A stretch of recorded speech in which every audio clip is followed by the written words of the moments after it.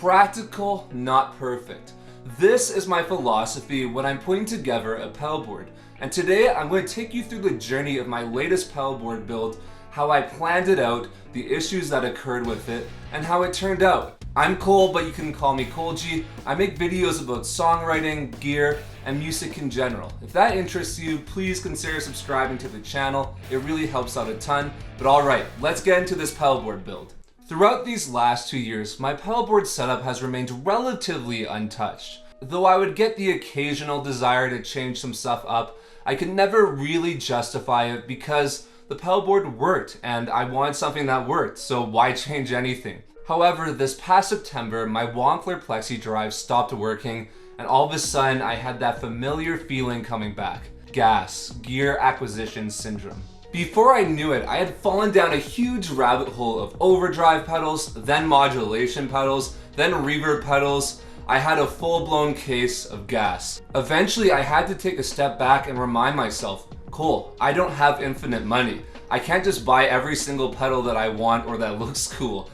I have to be very practical with my decisions, and if I do decide to buy a pedal, it needs to be the exact one I'm looking for and has to do something that I can't do on my board right now. So I went to the drawing board. First, I made a list of pedals that I absolutely needed. Those were the Greer Lightspeed, my Keeley compressor, my tuner pedal, one of my delay pedals, and my Arion stereo course. Then I wrote down what I wanted to get rid of, which was one of my delay pedals and potentially my phaser pedal. Then I had to think about what this pedal board was for. And since I only have one board, this board has to do everything. I have to be able to use it for recording, performing live, teaching, you name it. It has to be very versatile. After asking myself these questions, I was able to narrow down to two types of pedals I was looking for: a new overdrive and a reverb that had harmonic tremolo.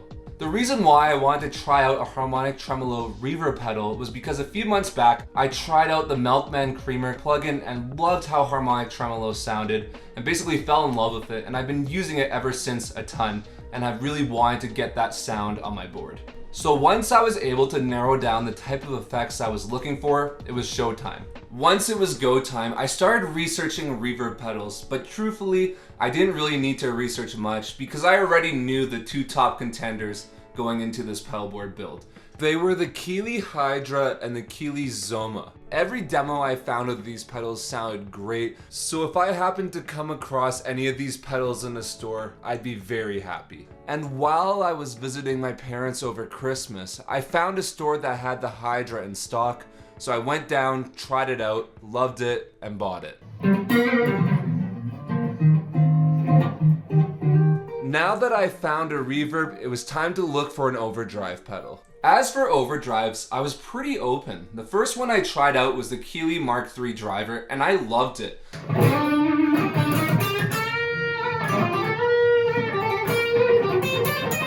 I wish I bought it, honestly, but I didn't because I was eyeing a used King of Tone Duelist, a pedal that doesn't come up for sale much where I live, at a neighboring guitar store. So I went to that guitar store, I tried it out, and bought it, and honestly, I wish I didn't, but I'll get into that later.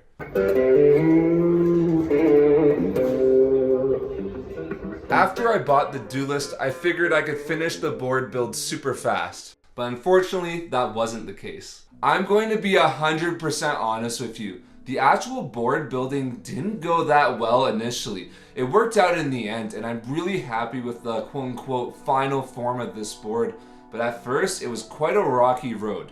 Let me give you a bit of context. Once I got home from my parents' place, I set up my board and I just didn't vibe with the Duelist. I think it's a great pedal, but it's just not for me. So I was able to return the pedal, and I returned it and I got a JHS Colorbox V2 instead. I absolutely love this pedal. I've wanted one of these pedals for 2 or 3 years at this point, and it just sounds so good. It's super versatile. I'm so happy I got it. Another issue I had with my board was, even though it was working and sounding good, there was just like a lack of mojo to it. I don't know how to describe it, but compared to my original setup, I just didn't feel much of a vibe with it. I couldn't figure out why this was happening initially, so I tried all of my pedals in my collection, and then I figured it out. I took off the DL4 Mark II.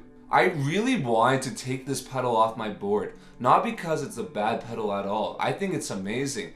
It's just really big and I want to maybe get a different delay. But when I plugged this pedal in, holy crap, the mojo was back. There's so many cool things you can do with this pedal, and I decided to suck it up and put it back on my board. And I've been super happy with it since. So now it's time for me to actually walk you through my board, talk about why I use these pedals in a little bit more detail, and show you how it sounds. I will also include links in the description to the pedal board and pedals in this video. If they're Sweetwater links, I do receive a small commission. If they're not Sweetwater links, I don't receive any commission. But alright, let's talk about this pedal board.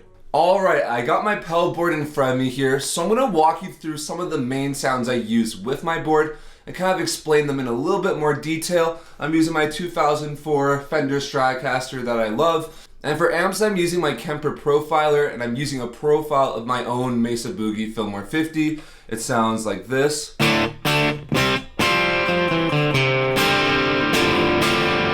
That's with no pedals on at all. This isn't going to be a demo per se of these pedals. I'm just going to show how I approach my sound. Alright, so this first sound I'm going to show you is pretty much my main sound I use with my board.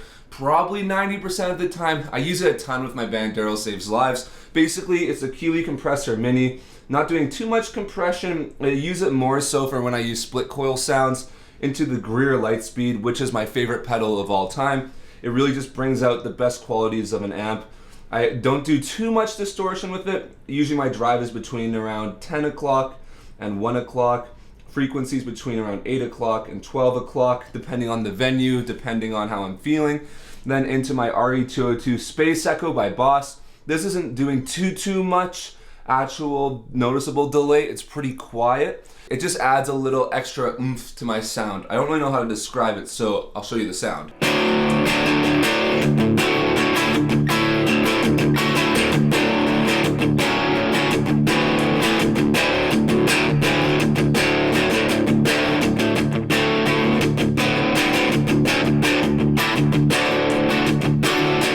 As you can hear, there's not too much gain actually in this sound. It's just kind of distorting the amp a little bit. It's basically just pushing it past that edge of breakup sound that I really love. I don't really like using a ton of gain because you lose the clarity in your playing, I find personally. But I use this sound all over the new Daryl Saves Lives EP, which shameless plug, Daryl Saves Lives has a new single coming out on January 31st that sounds like this. For that song in particular, I pretty much use these exact same pedals for the rhythm sound, and it kind of sounds like this.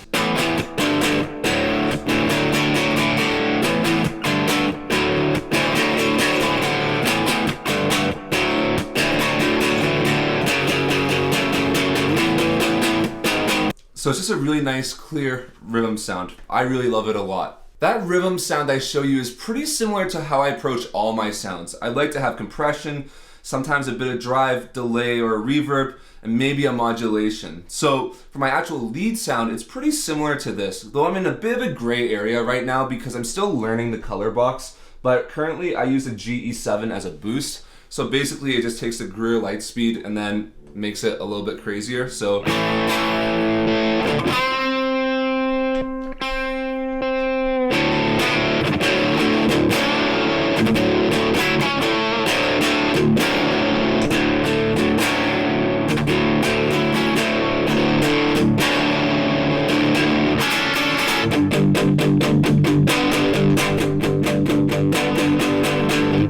it's definitely adding some drive to it, but I like how it retains the character of the Lightspeed.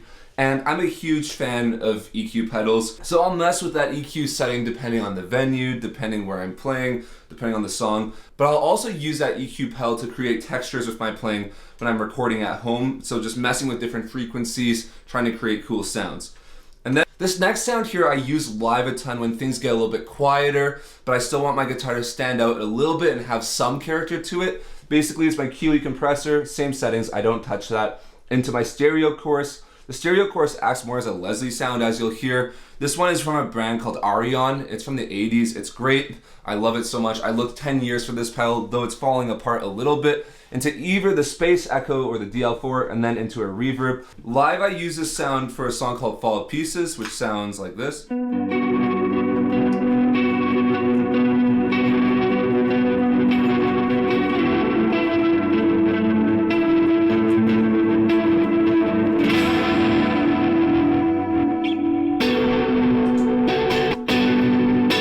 that's just a very basic clean sound with a chorus on it. I'll sometimes use it without the chorus sound. So I didn't talk too much about the DL4, the Hydra, the slow, or even that much about the space echo, but basically the space echo is for shorter delays or the oscillating feature, which sounds like this. I use that sound a ton live, especially in between songs. And another feature that I use live a ton is for the slow, I use a sustain feature, which basically sounds like this. I'll use this when I'm changing guitars or in between songs, just so it's not silent when we play live, because I hate silence. I basically use the slow for that sound only, or when things get a little bit crazy live and we're experimenting with stuff and kind of just jamming. The DL4 I use for more so experimental delay sounds like this one. Or you can do like a pitch echo, and you can like tweak it.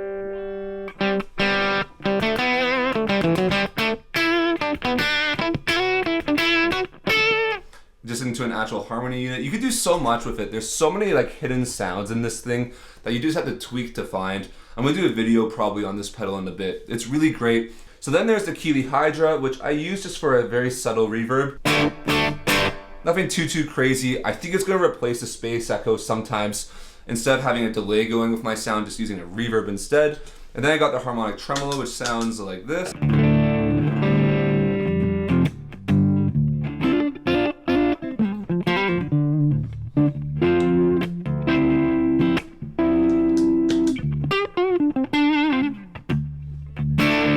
I'm just using that for a little bit more color to my sound. Sometimes I use the vibrato in there. Sometimes I use the tremolo. It's just a great pedal. And then lastly is the color box, which I'm still working out how I'm going to use it. I've been using it a lot in the studio here just for writing songs a lot. It just sounds great though.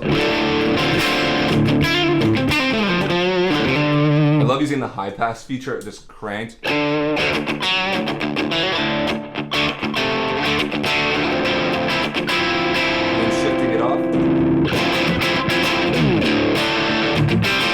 But that's essentially it. That's how I go about using my board. I'm always experimenting with different sounds on here, so sometimes the settings do change, but it's pretty straightforward, I think. But that's my pedalboard. If you have any questions about it, I'll gladly answer them in the comments down below, and let me know while you're down there what pedals are on your board and what pedals you want to buy next. Thank you so much for watching today's video. If you enjoyed it, please consider liking it and subscribing to the channel. It really helps out a ton. If you want to follow me on my other social media accounts, check out my band, or check out links to the pedals, head to the description down below. But anyways, thank you so much for watching today's video. I'm Cole G, and I'll see you in the next one.